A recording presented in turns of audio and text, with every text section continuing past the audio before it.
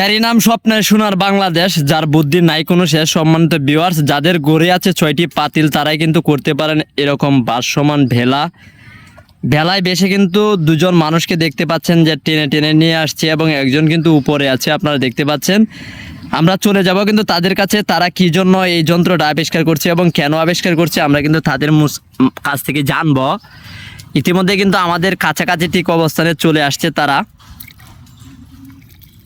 এই ভাই ভাই এইখানে এটা কি ভাই, বিষয়টা কি, যন্ত্রটা কি বুঝতে পারতেছি না।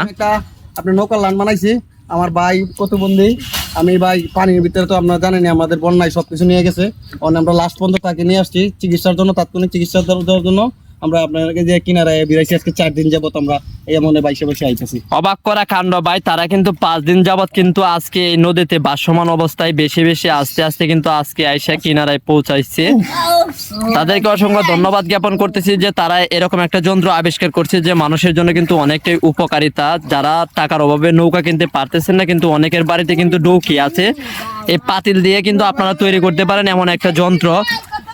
যাই হোক, সম্মানিত ভিউয়ার সকলে ভালো থাকবেন, সুস্থ থাকবেন। আর ভিডিওটা যদি ভালো লেগে থাকে, তাদের কষ্টটা যদি আপনাদের কাছে সফল মনে হয়, অবশ্যই সবাই একটু সাপোর্ট দিবেন, বেশি বেশি লাইক কমেন্ট শেয়ার করে পাশে থাকবেন। আল্লাহ হাফেজ।